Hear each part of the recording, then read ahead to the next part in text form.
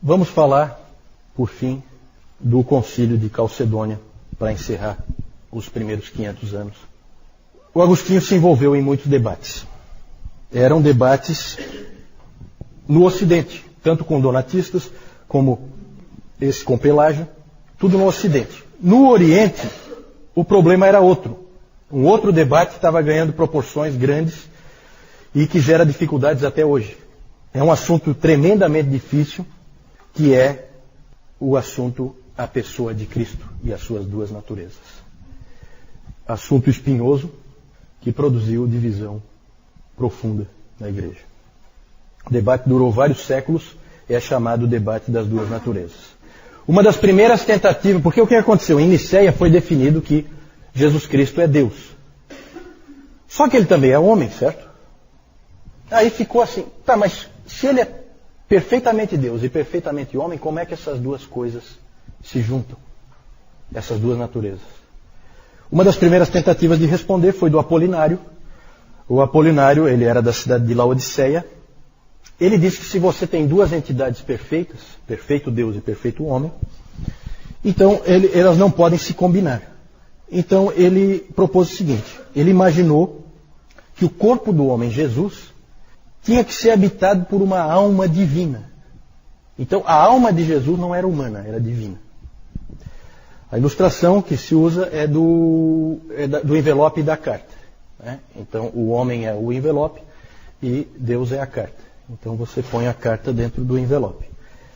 O problema é que logo as pessoas perceberam, no início parecia até interessante, mas logo as pessoas perceberam que tinha problema isso aí, né? Isso aí não é muito satisfatória essa resposta. Por quê? Porque no modelo do Apolinário não há um verdadeiro ser humano ali. Aquilo ali não é um ser humano, com uma alma divina. Não é como nós. Ficou mais a ideia de que era um tipo de possessão. Era um corpo possuído, né? Então aquilo foi rejeitado, aquilo foi visto como errado. Os capadócios, nós falamos, os 3 capadócios ali, atacaram fortemente o ensino do Apolinário. E o Gregório de Nazianzo disse, o que ele não assumiu, ele não curou. Nós já vimos antes. Então ele tem que ter uma natureza humana perfeita. O apolinarianismo foi condenado em 381 no Concílio de Constantinopla. E nesse debate, gente, não havia, falando do apolinarianismo, nesse debate não havia só teologia envolvida. Havia rivalidade entre pessoas e havia rivalidade entre cidades envolvidas. Certo? Vejam como as coisas se misturam, como a igreja é frágil porque é composta por seres humanos. Alexandria no Egito e Antioquia na Síria sempre rivalizaram uma com a outra. Ainda há pouco nós falamos das duas escolas de interpretação da Bíblia. Alexandria, escola alegórica. Antioquia, escola literal de interpretação da palavra. No caso da pessoa de Cristo, a ênfase de Alexandria era na divindade de Cristo. E a ênfase de Antioquia era na humanidade de Cristo. E, como tem aquela famosa frase, onde está a tua ênfase, ali estará a tua teologia. Então acabava desequilibrando, né? E aí a cidade de Antioquia acabou influenciando muito Constantinopla, que se tornou importante depois também. E aqui tem uma coisa interessante, o Concílio de Nicéia, lá em 325, que nós falamos no início hoje, o Concílio de Nicéia estabeleceu uma hierarquia das igrejas. Né? Porque nesses concílios se discutia vários assuntos. A gente acaba levantando assim o mais importante. Mas outros assuntos eram discutidos. E surgiu uma certa hierarquia das igrejas, das cidades, dentro do cristianismo. Né? Vamos ver se vocês já conseguem adivinhar mais ou menos qual é a hierarquia. Na hierarquia que foi colocada em Nicéia, qual é a igreja mais importante? Quem dá mais? O que vocês acham? Constantinopla? Alexandria? Não. Roma. Lembre-se que Constantinopla nem existia. Nicéia 325, 5 anos antes de Constantinopla existir. Certo? Então Roma era a capital do império, é a igreja mais importante. Era assim que era visto. Segunda, Segunda, Alexandria. Alexandria, com certeza. Está em todas, né? Alexandria.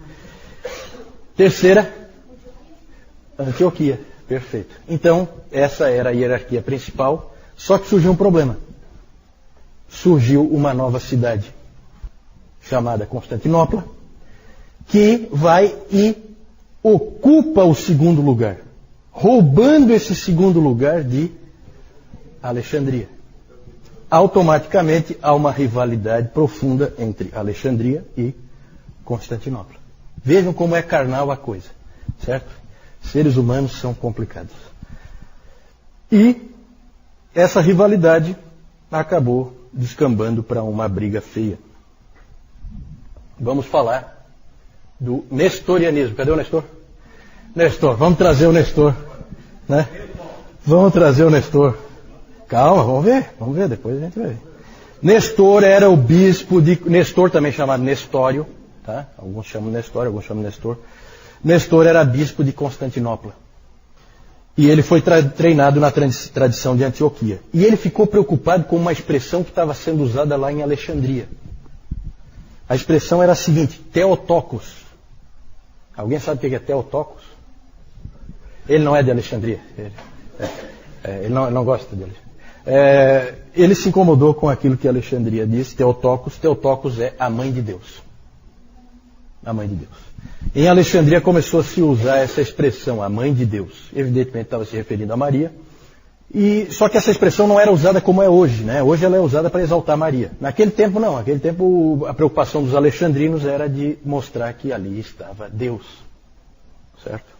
Aquele homem que nasceu ali era Deus.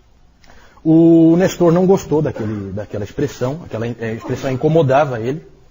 E ele recomendou que se usasse Christostokos, a mãe de Cristo, para não confundir a cristologia das pessoas. E ele também não gostava da palavra união das naturezas, ele preferia conjunção das naturezas. E o Nestor sofreu feroz oposição de Cirilo, o bispo de Alexandria. E esse bispo aí de Alexandria era um teólogo competente, um indivíduo muito inteligente, mas não muito ético. E ele jogou sujo várias vezes com o Nestor, certo? E esse Cirilo, ele fazia qualquer coisa para prevalecer. Um indivíduo insistente e do tipo briguento. Sim. Theotokos, a mãe de Deus. Quem é a mãe de Deus? Maria. Theotokos Maria, mãe de Deus. Não era uma expressão que se usava na teologia, lá de Alexandria. Eles criaram esse tipo de expressão, porque havia uma série de discussões, tá, que a gente não tem como entrar, né? Mas, por exemplo, Nestor não aceitava um Deus de 3 anos de idade. Isso incomodava ele profundamente. Aquele menino de 3 anos de idade não é Deus. Isso, sem dúvida, está ligado a isso, né? Hoje em dia é usado mais para exaltar Maria, já dentro do pensamento de que Maria é quase superior ao próprio Deus, né? Mas isso aí não era assim naquela época ainda, certo? O Concílio de Éfeso, em 431, que é o terceiro concílio ecumênico, condenou o nestorianismo.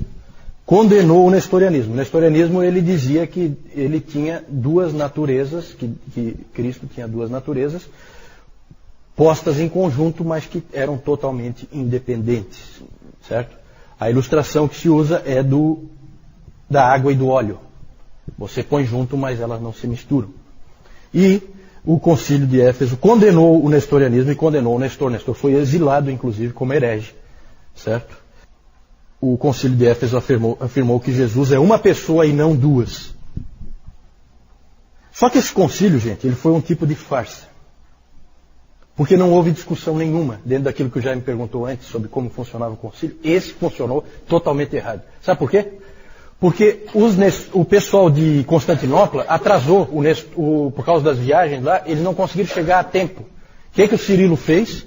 Um indivíduo extremamente ético. Começou assim mesmo. Não chegaram, não faz mal. Começou de qualquer jeito, não tinha ninguém da posição nestoriana para discutir, está aprovado a posição de Alexandria. Tá certo? Olha como é que são as manipulações, os jogos políticos que sempre existiram dentro da igreja. Esse aí é um exemplo daqueles lamentáveis. Né? Cirilo jogou sujo aí. Hoje os historiadores acham que o Nestor foi injustiçado. Né? Mas mais ou menos, tá, gente? Porque na verdade, ele falou algumas coisas que não ajudaram nem um pouco. No calor da discussão, ele falou coisas desse tipo, que ele não aceitava um Deus de 3 anos de idade. Isso aí complica. Se você não disser que Jesus Cristo é Deus com 3 anos de idade, então ele vai se tornar Deus em algum momento depois. E então isso começa a complicar, certo? Então, há uma certa divisão se o Nestor é um herege do bem ou um herege do mal, né? Não está bem claro isso aí, certo? Mas alguns acham que ele foi injustiçado. De qualquer maneira, ele é considerado um herege da igreja. Só que, vejam bem, herege na igreja católica. Por quê? Porque esse episódio do nestorianismo gerou profunda divisão na igreja. Nós já vimos que os donatistas tinham se dividido e agora há divisões mais sérias. E por isso existe hoje a igreja nestoriana na Pérsia. A igreja da Pérsia é fora do Império Romano e ela tinha sido influenciada profundamente pelo Teodório de Mopsuestia, que era o mestre do Nestor.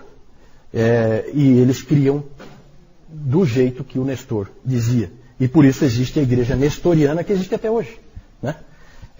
Na Ásia. Com a vitória de Alexandria, parecia que tudo tinha se resolvido, parecia que agora as coisas tomavam um rumo claro, mas não resolveu coisa nenhuma. Por quê? Porque nós tivemos já essa divisão, a igreja da Pérsia fica totalmente separada por causa disso, e surge um monge chamado Eutico. Esse monge, ele surge em Alexandria, ele é pró-Cirilo, nos debates, só que ele vai muito além do Cirilo. Ele praticamente nega a realidade das duas naturezas. Ele disse que a natureza humana foi absorvida pela divina. Ele chegou a dizer o seguinte: a carne do Senhor não é como a nossa. Ele a descrevia como uma natureza humana que tinha se tornado divina. E aí passa a haver uma nova natureza única. É como a ilustração aí é de água e vinho misturados. Passa a ser uma coisa só e não duas.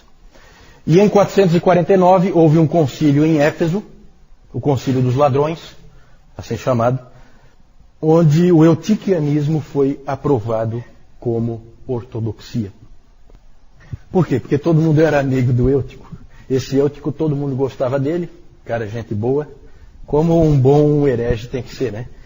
E para ter aquela penetração realmente no meio do povo. E esse Eutico acabou prevalecendo, e aí surge a figura do Papa em Roma, o Papa Leão I. Léo, né? Léo, para nós em português é Leão. O Papa Leão I pode-se dizer que ele é difícil, gente, a gente dizer quando começou a Igreja Católica Romana. Mas provavelmente o primeiro Papa é esse cara aí. Papa mesmo, sabe? Que age como um Papa. Leão I. E o Leão chamou o concílio, esse concílio de Éfeso, ele chamou, em vez de chamar de concilium, ele chamou de latrocinium. Por quê?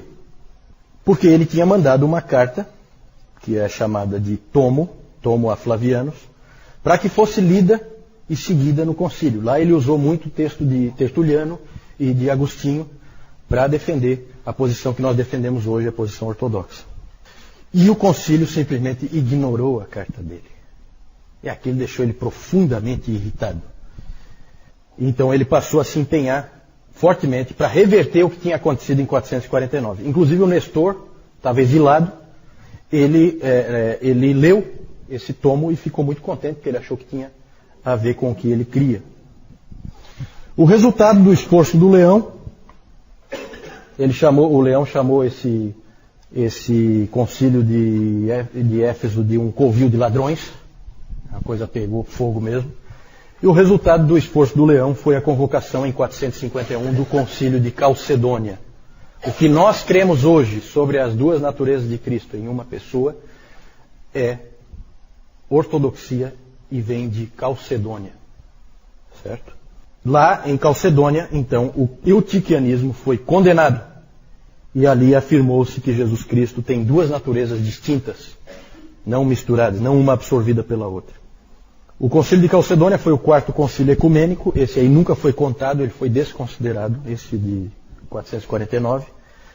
Ele foi o maior concílio de todos, de toda a história, tinha mais de 500 bispos presentes em Calcedônia. A maioria dos bispos eram do Oriente, porque no Ocidente a coisa estava pegando fogo, e aí a maioria não pôde vir, porque a casa estava caindo no Ocidente, certo? Calcedônia estabeleceu o que a maior parte da igreja aceita até hoje. Cristo é uma pessoa em duas naturezas perfeitas, sem confusão ou conversão, sem divisão ou separação. Essas duas naturezas unem-se de forma hipostática. Essa expressão hipostática é um pouco difícil de definir, mas quer dizer assim que ela é uma união não voluntária, uma união necessária, uma união que sempre existe. As heresias são fáceis de ilustrar. A carta no envelope, o óleo e a água, o água e o vinho, né? Já a ortodoxia nunca dá para ilustrar, porque permanece sempre o mistério. Mas o problema não se encerrou. Na verdade, nós estamos terminando aqui, só que depois de Calcedônia, o que aconteceu? O Ocidente aceitou Calcedônia imediatamente. Não houve problema nenhum no Ocidente. Calcedônia foi aceito, sem problema, mas no Oriente a briga continuou. Nós não temos como entrar em detalhes, mas houve uma briga fortíssima entre os monofisitas, que vem ali do eutiquianismo, em que há uma natureza só, e os calcedônios. Um outro concílio, Constantinopla II, em 553, disse que Calcedônia estava certa e que os monofisitas estavam errados. Mas os problemas continuaram. 100 anos depois, em 680, Constantinopla III, mais uma vez reafirmou Calcedônia. Também não resolveu, a briga continuou. E nesse tempo já havia mais divisão na igreja.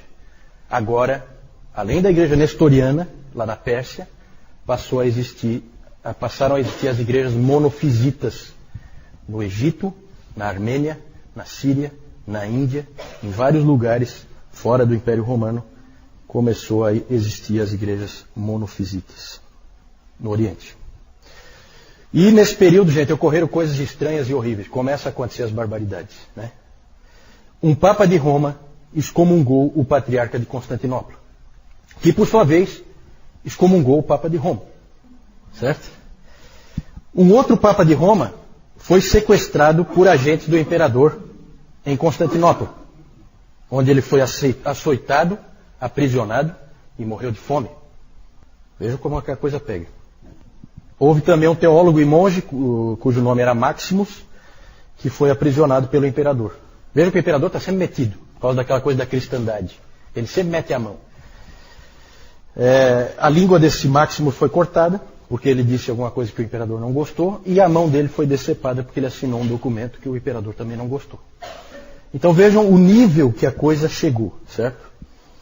Tudo de horrível ocorreu por causa dessa controvérsia em torno das duas naturezas de Cristo. Quando a poeira baixou, havia igrejas monofisitas separadas no Egito, na Síria, na Armênia, na Etiópia e na Índia. Essas igrejas monofisitas ainda existem. Lá no Egito você tem a igreja copta, certo? A sede é em Alexandria, não tem nada a ver com Roma, certo? E ela é uma igreja independente. Então já temos nessa época 4 igrejas, talvez 5 igrejas. É que os donatistas vão desaparecer, né, com os muçulmanos. Mas já temos 4 igrejas. Temos a igreja do Ocidente e a igreja do Oriente, que em tese ainda estão unidas, né? Só que com um Papa excomungando o patriarca, pode ter certeza que essa união já não existe mais, né? Acabou. E logo nós vamos ver que elas vão se separar de vez. Nós temos então a Igreja Católica Romana, a Ortodoxa Oriental, a Nestoriana, na Pérsia, e a Monofisita, naqueles outros países. Vamos encerrar então, vamos ver. Sim. A Católica Romana, a Ortodoxa Oriental, a Nestoriana, na Pérsia, e as várias monofisitas. Certo? Aí o Cirilo, bispo de Alexandria, que jogou bem sujo. Aí o nestorianismo, alguns exemplos aí, né, da igreja nestoriana, que é uma igreja diferente, né? Aqui tem uma estátua do Nestor, porque para nós ele é herege, para eles não. Para eles ele é reverenciado, certo? Vejam como a coisa é diferente. Então, Lá um bispo nestoriano, certo? Uma freira nestoriana. E aqui um casamento nestoriano. Bem interessante aí.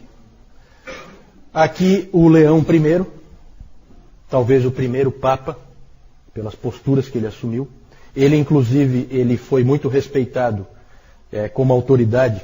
Quando vocês veem lá, às vezes, o Bento XVI indo lá falar para acabar com a guerra, para parar não sei o quê, lembra um pouco o que o Leão fez, né? Por quê? Porque o Átila, o Uno, o flagelo de Deus, vocês talvez já estudaram sobre esse bárbaro, ele e as suas tropas estavam destruindo a Itália completamente, varrendo do mapa, certo? Saqueavam tudo, violentavam todas as pessoas, e o Leão foi negociar com o Átila para ele não entrar em Roma. Então ele ficou muito reverenciado pelos romanos por causa dessa posição dele, né? O catolicismo romano inventa um monte de história, que aqui atrás do leão apareceu um homem forte com uma espada no céu, e aí os homens do Átila ficaram com medo e tal, né? O que os historiadores creem é que ele levou uma graninha ali para largar por fora. Aí é bem mais realista, né? Bem mais realista. É isso que os historiadores acham que na verdade aconteceu. Aqui eu quero mostrar para vocês, já que aqui nós vamos encerrar os primeiros 500 anos. Gente, já passou do nosso horário, quem tiver que pegar ônibus, coisa desse tipo, ou tiver que sair, tá? Não tem problema, eu só quero encerrar realmente essa parte, tá? Aqui nós vemos as invasões dos bárbaros. Eu não vou gastar tempo com isso, só quero mostrar para vocês, certo? Nessa época, no quinto século, começa a haver invasão de bárbaros para tudo que é lado. Aqui os vândalos saem daqui, ó, e eles vão passando por tudo aqui, e eles passam pelo Estreito de Gibraltar. Por isso que a Espanha acabou... Depois nós vamos falar sobre isso, né? Por que a Espanha acabou tendo um povo diferente do resto da Europa, né? Por causa da facilidade dos muçulmanos de entrarem por ali, no Estreito de Gibraltar, né? Então isso tudo tem um motivo histórico. Aí os vândalos entraram ali e depois eles vieram para cá, e aqui, ó, eles atacaram Cartago em 430, que foi o ano em que o Agostinho morreu, né? Ele não chegou a ver Hipona ser saqueado. Deus preservou ele disso. Mas aqui teve ataques de todo tipo. Os ostrogodos entraram aqui. Em 410, os ostrogodos, os visigodos depois se estabeleceram ali na Espanha, né? Os burgúndios se estabeleceram na França, os francos na França, os bretões na França. Isso aí depois a gente pode dar uma olhadinha com mais calma. Em 410, Alarico invadiu Roma e detonou com Roma. Alarico era visigodo. Isso aí, então, são tudo povos germânicos, tá, gente? Esses povos todos, eles entraram e invadiram realmente Roma e saquearam tudo. Foi uma coisa desastrosa. Aqui, então, quando Roma foi saqueada em 410, aqui em 455 os vândalos saquearam também. Então o Papa Leão impediu o Átila, o Uno, de entrar em Roma, só que depois, 4 anos depois, os vândalos entraram e fizeram a festa em Roma, tá? Depois de 410, gente, todos os imperadores romanos do Ocidente, eles são fantoches nas mãos de generais germânicos, certo? Em 476, o Rômulo Augusto foi o último imperador romano do Ocidente. Ele foi deposto definitivamente por Odoacro. E o interessante é que o Odoacro era um general romano, porque nessa época os bárbaros já tinham tomado o exército completamente e eles queriam ser romanos, né? Nunca pensem que os bárbaros invadiram Roma para destruir Roma, eles invadiram Roma para ser romanos. Eles tinham gosto por aquela vida dos romanos, a civilização, eles queriam usufruir daquilo também. Então eles entravam e saqueavam primeiro e depois assumiam ali as casas e coisas e moravam ali. Esse Odoacro era um dos generais do Rômulo Augusto, que era um mero fantoche, né? E esse ano é importante, 476, para quem estudou história, é o ano da queda do Império Romano do Ocidente, que marca o fim da Idade Antiga e o início da Idade Média. Certo? Não é isso que diz a história? Na verdade, Roma já tinha caído aos poucos, muito antes disso, durante todo o quinto século. Certo? Só mostrar para vocês rapidamente, para encerrar aqui, onde é que depois, isso aqui depois na Idade Média vai influir, tá? Já não temos mais romanos. O que nós temos agora são povos bárbaros que ocuparam todo o Império Romano do Ocidente. Os romanos estão aqui, ó, no que é chamado de Império. Como é o outro nome do Império Romano do Oriente? Quem sabe? Império Bizantino. O Império Bizantino, exatamente, porque ele parte de Bizâncio, Constantinopla, certo? Então aqui o Império Romano do Oriente permanece, só que aqui foi ocupado, olha só, toda a Itália, e aqui uma parte da Alemanha foi ocupada pelos ostrogodos, os francos e os burgúndios e os bretões ocupam a parte aqui onde é a França e a Holanda, e os anglo-saxões ocupam lá as Ilhas Britânicas, os visigodos ocupam a Espanha e aqui os suevos numa parte ali de Portugal. No norte da África os vândalos se estabeleceram, certo? Depois eles vão ser triturados e trucidados pelos muçulmanos, né? No século VII. Deixa eu... Fala, Augusto. Como é que eles podiam ser chamados de Império Romano se não tinha Roma? Tinha Roma. Assim, ó, a pergunta é assim, como podiam ser chamados de Império Romano se não tinha Roma? Tinha Roma. Roma foi só saqueada, ela não foi destruída, tá? A gente fala destruída, é uma força de expressão. Ela continua existindo ali e esses bárbaros ocuparam a cidade de Roma, né? Roma existe até hoje, né? A cidade permanece. Só que não é mais aquela Roma. Agora é uma Roma totalmente controlada por bárbaros, certo? Ela é diferente, ela não é mais a mesma coisa. Tudo bem que esses bárbaros absorvem a cultura romana, mas já não é mais a mesma coisa, né?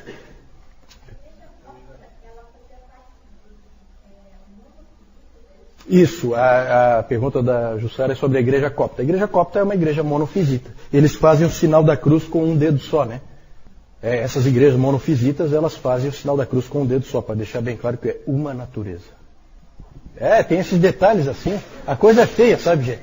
Então, quando a igreja católica romana acusa os protestantes de divisão e coisa, é uma piada, né? É uma piada. Só pode ser piada. Quem conhece a história sabe que isso aí é uma brincadeira de mau gosto, né? Não é. Na verdade, divisões ocorreram sempre.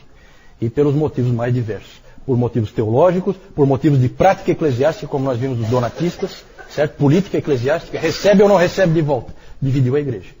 Então, divisões sempre aconteceram, certo? Infelizmente. E como, lembrando, para encerrar, lembrando como o que o Lloyd Jones disse naquela primeira frase que nós vimos, não há nada que denigra mais a glória de Deus do que a história da sua igreja. Infelizmente. E realmente é o que a gente vê, né? Mas, é como o Newton diz, é a história do nosso povo. Hoje de manhã eu estava comentando com o Francisco e com o Lennon, eu acho, né? Que é como um judeu, um Pedro ou um Paulo que pegava o livro de Juízes e também não tem muito do que se orgulhar do que vê ali. Certo? Mas é o povo de Deus e a história é registrada como ela foi. Certo? Vamos aprender com os erros e aprender com os acertos.